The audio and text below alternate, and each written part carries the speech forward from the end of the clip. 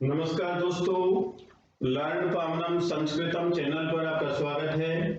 दोस्तों, आज हम अध्ययन करेंगे अव्यय से संबंधित जो भी सामान्य वाक्य हैं उनके विषय में जानेंगे।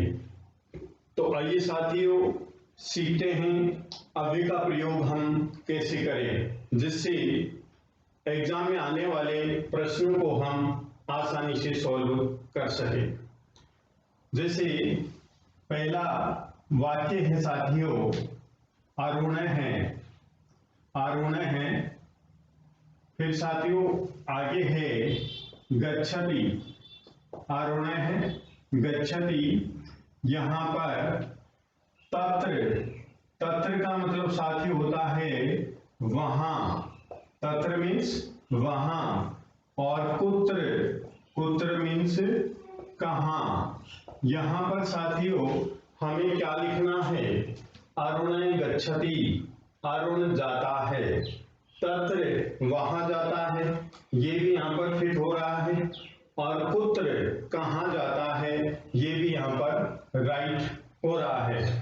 तो हमें यहाँ पर कौन सा लिखना है, इसके विषय में हमें जानना है, सामान्य सी जानकारी प्राप्त करनी है। जो कुत्र है साथियों, ये प्रश्नवाचक अव्यय है, इसलिए यहाँ पर पुत्र आएगा, क्योंकि यहाँ पर प्रश्नवाचक चिन्ह है। यदि तत्र यहाँ पर लिखते हैं तो हमारा वाक्य गलत हो जाता है। तो यहाँ पर हमारा उत्तर क्या होगा साथियों, कुत्र होगा। क्या होगा, कुत्र। तो वाक्य बना आरोहण कुत्र गच्छति, आरोहण कहाँ जाता है, आरोहण कहाँ जाता है। इस प्रकार से वाक्य हम बनाते हैं। नेक्स्ट है रमेश उद्याने गच्छति एव और च। एव का मतलब होता है साथियों ही, और च का मतलब होता है और, च का मतलब होता है और। रमेश उद्यान बगीचे में गच्छति जाता है। तो यहाँ पर कौन सा अव्यय हम लिखेंगे, एव लिखेंगे या च लिखेंगे। एव का मतलब ही, रमेश बगीचे में ही जाता है। नेक्स्ट है च, रमेश बगीचे में और जाता है। तो यहाँ पर हमारा जो राइट आंसर होगा एव होगा। तो यहाँ पर एव लिखेंगे साथियों। हमारा वाक्य क्या बना, रमेश उद्याने एव गच्छति, रमेश बगीचे में ही जाता है।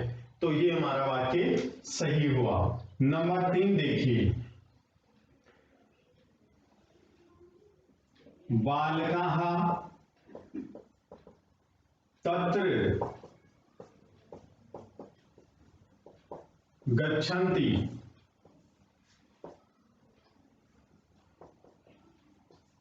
बालिका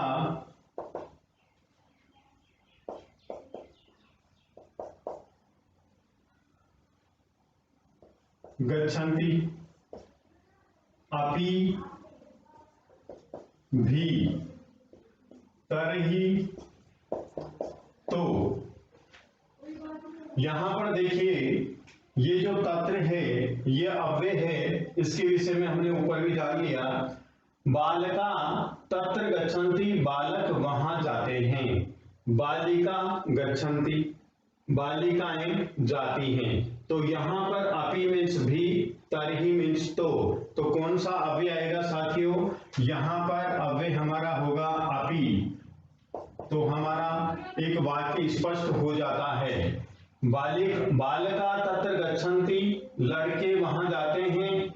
बालिका अपि गच्छन्ति, लड़कियां भी जाती हैं, लड़कियां भी जाती हैं। तो हमारा अव्यय जो है अपि एकदम ठीक है। ठीक है। नेक्स्ट, कन्या, कन्या खेलन्ति, अत्र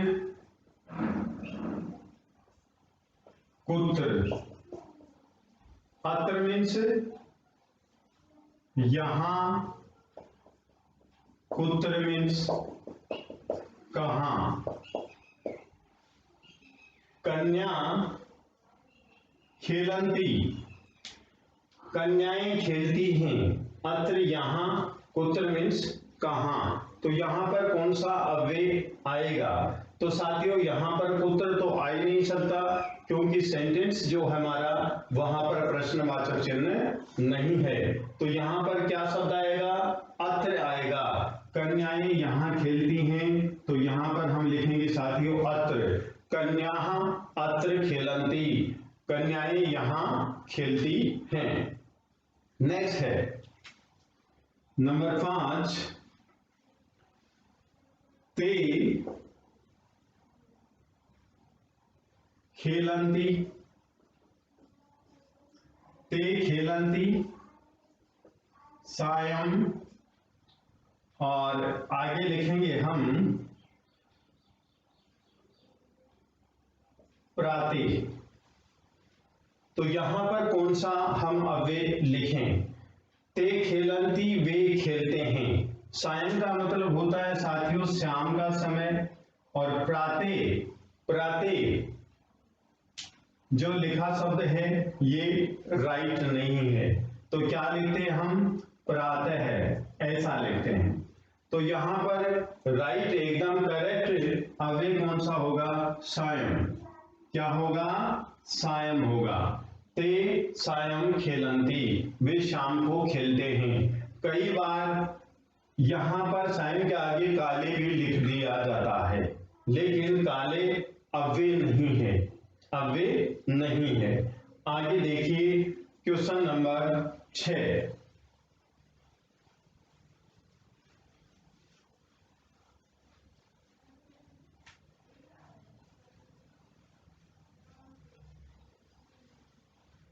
क्वेश्चन नंबर 6 है साथियों,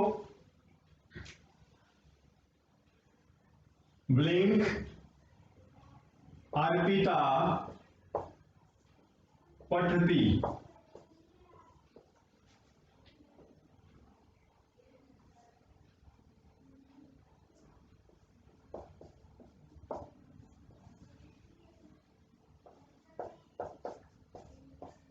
ये वाक्य है। तो यहां पर तत्र, यत्र और अपि, तत्र यत्र अपि, तत्र मीन्स वहां, यत्र मीन्स जहां, और अपि मीन्स भी। 3 अव्यय हैं, तत्र, यत्र, अपि। अर्पिता पढ़ती, गीता पढ़ती। तो क्या लिखे? मान लीजिए यहां पर हम तत्र लिखते हैं, तत्र का वहां अर्पिता पढ़ती है, तो यहां पर क्या लिखें? अपि भी गीता पढ़ती है। नहीं बेटा, सेंटेंस जहां, यत्र मीन्स जहां गीता पढ़ती है, नहीं। वहां अर्पिता पढ़ती है जहां गीता भी पढ़ती है, ये भी एकदम ठीक सा नहीं लगा। तो यहां पर हम साथियों क्या लिखेंगे? यत्र, यत्र मीन्स जहां अर्पिता पढ़ती है, तत्र वहां गीता अपि, गीता भी पढ़ती। जहां अर्पिता पढ़ती है वहां गीता भी पढ़ती है। ये हमारा वाक्य एकदम क्लियर हुआ, अच्छा हुआ। नेक्स्ट है नंबर 7, इसी प्रकार का वाक्य देखिए, लता पठती अपि तत्र, तत्र मीन्स वहां, अपि मीन्स भी। तो यहां पर हम क्या लिखें? अपि लिखेंगे यहां पर, भी लता वहां पढ़ती है। तो यहां पर क्या लिखें? यहां पर साथियों लिखेंगे तत्र, वहां लता, और फिर यहां लिखेंगे अपि। वहां लता भी पढ़ती है, वहां लता भी पढ़ती है। तो हमारा वाक्य एकदम राइट होगा। नेक्स्ट नंबर 8, मुकेश से गृहम अस्ति, कुत्र अत्र, कुत्र मीन्स कहां, अत्र मीन्स यहां, कुत्र कहां, अत्र यहां। मुकेश से गृहम अस्ति, मुकेश का घर है, तो यहां पर कुत्र लिखते हैं, कहां मुकेश का घर है, तो कुत्र भी एकदम ठीक सा है, लेकिन अंत में प्रश्नवाचक चिन्ह नहीं है, इसलिए कुत्र नहीं लिख सकते। तो क्या लिखेंगे यहां पर साथियों, लिखेंगे हम अत्र। अत्र का मतलब हो गया यहां, यहां मुकेश का घर है। अत्र मुकेशस्य गृहम् अस्ति, यहां मुकेश का घर है। ये वाक्य हमारा बना। नेक्स्ट है नंबर 9, बालिका गृहात् अस्ति, लिखेंगे बही और लिखेंगे अंतः। तो यहां पर कौन सा अव्यय हम लिखें, बालिका, बालिका लड़की घर से है, अंत अंदर, बही बाहर। तो एक बात का हम ध्यान रखें, क्या जो बही शब्द आता है ये अव्यय है, लेकिन जैसे ही बही शब्द आता है हम पंचमी विभक्ति का प्रयोग करते हैं, इसलिए यहां पर बही शब्द आएगा। जो बही अव्यय शब्द है ये आएगा। इसका अर्थ स्पष्ट हुआ, क्या स्पष्ट हुआ, लड़की घर से बाहर है, लड़की घर से बाहर है। नेक्स्ट है नंबर 10, त्वं सत्यम वदसि सदा कदा। सदा मीन्स हमेशा, कदा मीन्स कब, कदा मीन्स कब। तो यहां पर देखिए, तुम सत्य बोलते हो, कदा कब बोलते हो, तुम कब सत्य बोलते हो। अगर कदा यहां पर लिखते हैं तो यहां पर प्रश्नवाचक चिन्ह आना चाहिए, लेकिन यहां पर प्रश्नवाचक चिन्ह नहीं है, तो यहां पर क्या आएगा, सदा। सदा का मतलब हो गया हमेशा, तुम सदा सत्य बोलते हो। तो यहां पर देखिए साथियों, क्रिया गलत है, तो क्रिया क्या होगी सही, वदसी। क्रिया सही क्या होगी, वदसी, क्योंकि मध्यम पुरुष एकवचन का कर्ता यहां पर है, तो मध्यम पुरुष एकवचन की क्रिया का प्रयोग यहां पर किया जाएगा। कई बार क्रिया में भी इस प्रकार की जो गलतियां देखने को मिलती हैं। तो तुम सदा सत्य बोलते हो, तो ये हमारा सदा जो अव्यय है एकदम राइट होगा, क्लियर होगा। ठीक है। नेक्स्ट हमारा नंबर 11 है कि ईश्वर अस्ति।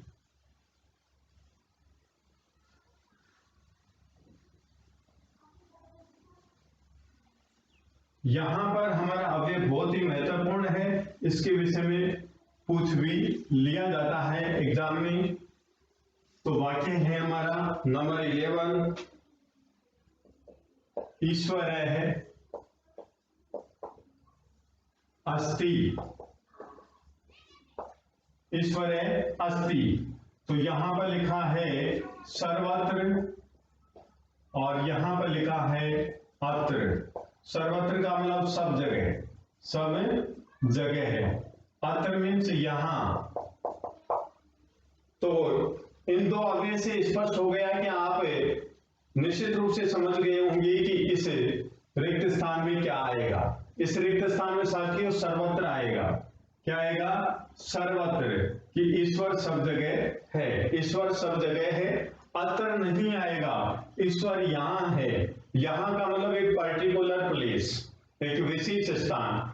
ये वाक्य ठीक नहीं होता है। नेक्स्ट है नंबर 12, नदी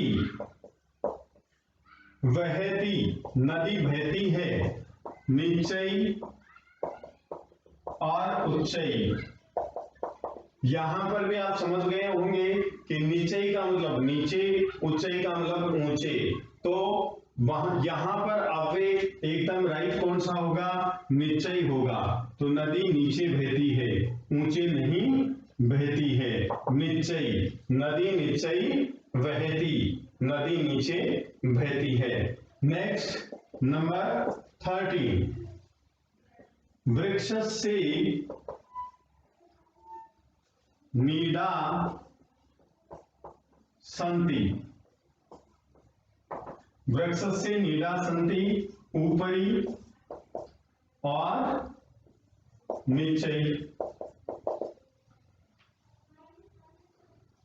वृक्ष के घोंसले हैं, वृक्ष के घोंसले हैं। तो घोंसले कहां होते हैं साथियों? वृक्ष पर होते हैं। तो उसके लिए ऊपरी का मतलब ऊपर, वृक्ष के ऊपर घोंसले हैं। तो ये हमारा अव्यय से संबंधित प्रश्न एकदम सही होगा। क्या होगा? सही होगा। नेक्स्ट नंबर 14, कच्छपैः चलती। कच्छपैः चलती, स्नै और तीव्रम। यहां पर साथियों में कॉमन सेंस का भी ध्यान रखना है, व्यवहारिक बातों का भी, कि कछुआ कैसे चलता है। तो साथियों कछुआ चलता है धीरे, स्नै का मतलब धीरे, तीव्रम का मतलब तेज। तो ऐसी स्थिति में हमें व्यवहारिक ज्ञान भी होना आवश्यक है। तो यहां पर क्या शब्द आएगा? स्नै। कच्छपैः स्नै चलती, कछुआ धीरे चलता है। कच्छपैः स्नै चलती, कछुआ धीरे चलता है। नेक्स्ट नंबर 15 है, यहां पर अवकाश है, आसीत। अवकाश है आसीत। यहां पर अव्यय है हमारा हय और स्व। कौन सा आएगा? हय का मतलब बीता हुआ कल और स्व का मतलब आने वाला कल। तो यहां पर साथियों हमें यहां क्या लिखना है? तो देखो आसीत, ये लंग लकार है, प्रथम पुरुष एक वचन की क्रिया है। तो यहां पर हम लंग लकार में पास्ट टेंस, जो बीत गया, तो यहां पर हम लिखेंगे हय। क्या लिखेंगे? हय। हय का मतलब बीता हुआ कल, कल अवकाश था, कल छुट्टी थी। इस प्रकार से हमारा वाक्य बनेगा। नेक्स्ट नंबर 16, वयम विद्यालयम गमिष्यामः। हय स्व। तो यहां पर साथियों क्या अव्यय होगा? हम विद्यालय जाएंगे। तो यहां पर देखिए फ्यूचर टेंस, भविष्य काल के विषय में बताया जा रहा है। तो भविष्य काल के विषय में बताया जा रहा है, तो स्व का मतलब आने वाला कल, हय का मतलब बीता हुआ कल। तो यहां पर हम लिखेंगे स्व, आने वाला कल। स्व का मतलब कल हम विद्यालय जाएंगे, कल हम विद्यालय जाएंगे। इस प्रकार से हमारा वाक्य बनेगा। तो विद्वान साथियों, यदि आपको वीडियो पसंद आया तो आप लाइक कीजिए, शेयर कीजिए, कमेंट कीजिए, सब्सक्राइब कीजिए। धन्यवाद।